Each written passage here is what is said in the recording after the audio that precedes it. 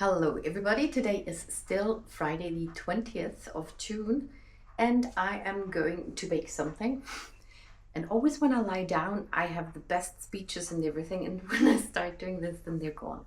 But I have thought about, I said I would do a vlog kind of thing on Monday, and on Friday a crafty one, and that's not just card making, it's also diamond painting, and baking is also kind of crafty. So I just want to be able to do everything, and that's what I'm gonna do. Was that it? Yeah. Okay, I forgot my flour. And we're just making one very, very plain bread. So I take any kind of flour. This one is oatmeal, which is kind of a bit of a rough flour. It's quite white, but not entirely. And I am making 500 gram, 500 grams. That is about 4 cups of flour. Did I switch that on? Yeah. So 4 cups of flour, but I need to pay attention to the grams.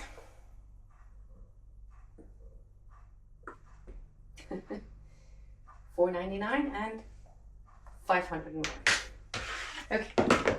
Then we also need salt, and I usually, maybe I show it here.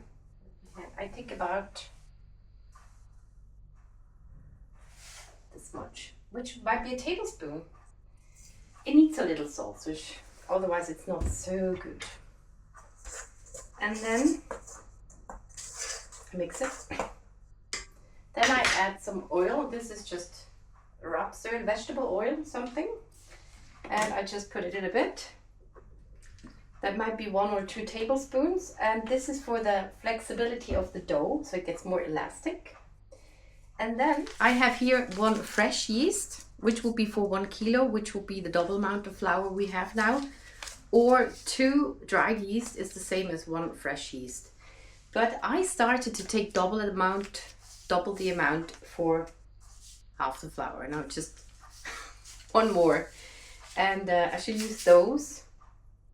I'm gonna use those because they expire at some point, but I like always having dry yeast at home, and also I started buying fresh yeast all the time. That is just 3 minutes, Chris. Feels longer already, and I need to put on my glasses because it starts hurting. So, and I just add those. Well, if I would use that one, I would just crumple it in, but you can just use that. And don't add it directly to the salt, because the salt is not good for the yeast. Yeast likes sugar, but not salt.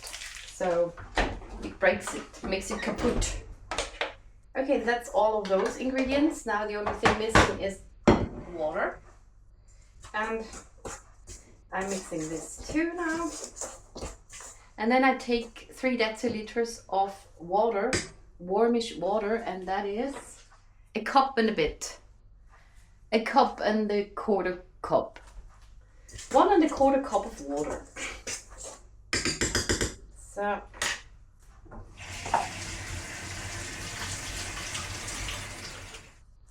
this is a bit too much. Okay, and you can still add more water later or more flour. It depends on how the dough is. When it's just very like a slime, then you need more flour. And when it's just breaking apart, then you don't have enough water. And it's perfect when it starts getting out of when it doesn't stick to the thing anymore, to the bowl, then it's a good dough. And you just add the water in the middle, and you would start with your hands. I can do that. I have a machine and I cannot really knead a dough, but you would start in the middle and then go out, or maybe I can. And then once it's all kind of together, you go onto the surface of the thing. You also can just get it off the rand, the edges. You can also do this. Not sure if I washed my hands. I mean, I wash them all day long, but okay. Now, when it's that sticky, you need more flour, but there's still flour in here. And then you can just, with that flour, you can get it off. When it doesn't stick to your hands anymore, then it's a good dough. And to have a really nice dough that rises a lot and gets fluffy in the end, to make it rise very well, it needs to be warmish, and you need to knead it for a long time. So even with the machine, I do it for about 12 minutes and then it gets very nice. So I'll put it in the machine, and by the end I show you how I would have kneaded it on the surface, which I used to do for a long time. I had my machine for a year or something. Okay, so stop it. I have my machine here. It's always ready to go. I got my hook. Just a kneadhaken, ne? Nicht der Mixer, not the mixing sticks or something. And then I just have it on one for about 12 minutes. So this is about 12 minutes later. This is how it sounds. And I take it out. And as you can see, this is all kind of dry, or like dough, like Play-Doh dough. And there's nothing on here. So then it's really good. Then it's just not too moist. Let's try this. So you take a little flour, if you would knead it by hands. Although I do it now at the end, although it doesn't stick to it. But you would take the flour from the bowl and maybe add some more on your table. And, oh, that's a picture. And then you just do this. But this hurts my my wrists and my elbow. And you do this till it's smooth, like this is now after the machine. And it's a whole body workout. Yeah, that's how that goes. And once you're done, you make a nice bowl. And then you put it in a bowl and let it proof. So now this is the dough. Ah, you can also check if it's good.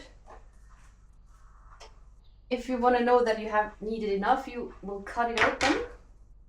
And when it has bubbles in there, it's good. It needs those bubbles to rise. Okay.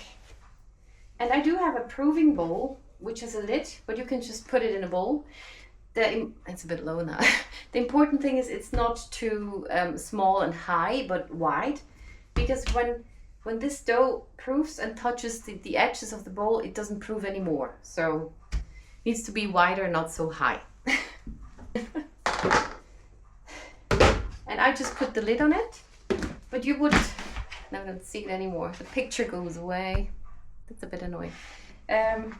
You would just take a towel, put it on the water, warm water, then squeeze it out and put it over it so it doesn't dry out. And now wait until it's about double its size. This is about an hour later. And it has grown that much. Could have gone bigger, but I don't want to wait any longer, so it's about nearly half its size, doubled. And it's quite warm here, so we got summer and suddenly it's 30 degrees outside. It was 16 for a long time, now it's very hot. So now I just, I make it very small again. So it's not back on the size it was before, huh? And then, well, actually one could wait again, let it rise again, do that again, and then it gets fluffier when you do that more often, I think. This is gonna be a bit hard. It's a weird dough. But then you're gonna put it on your baking sheet, on your thing. And I think one cuts it back. So I'm not a professional, and I just show you how I do that. Then you make some cuts, and then you wait again. I cover it with this. I guess you can put a towel over it, but I think it's too heavy. Yeah, it just dries out if you don't put anything over it. So this bowl works perfectly. And now wait again till it's bigger. And it's mostly about half an hour. And after half of that time, I start preheating my oven to 180 degrees or 200. And then we can bake it. Start. And here we go. Voila.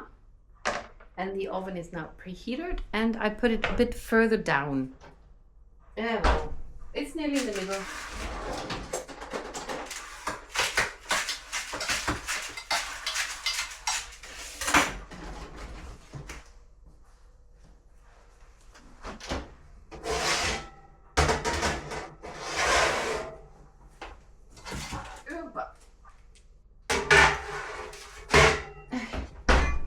That's in the under half, and now I bake it for about 45 minutes.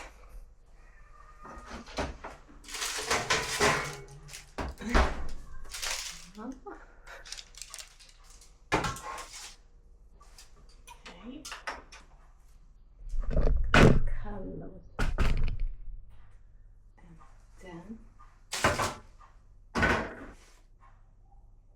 And now it's about 45 minutes later, and it's very crusty and crunchy. Ah, yeah.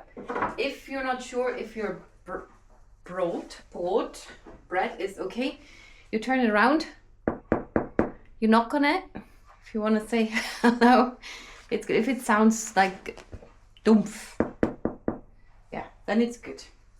And now I like it when the skin is a bit leathery, so I am adding some water on top. I just take a brush and water. You're still very far. Okay, and then I go over it, and it makes the top layer leathery. And I don't know how much I put a lot on it.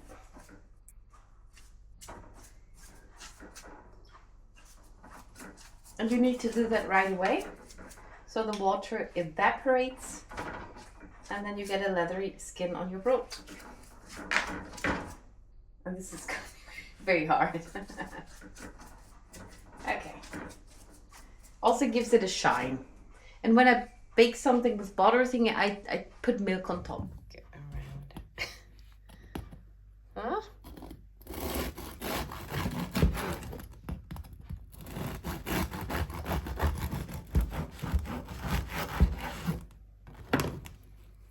Et voila! And it is, yeah, like that. Very cross on the bottom.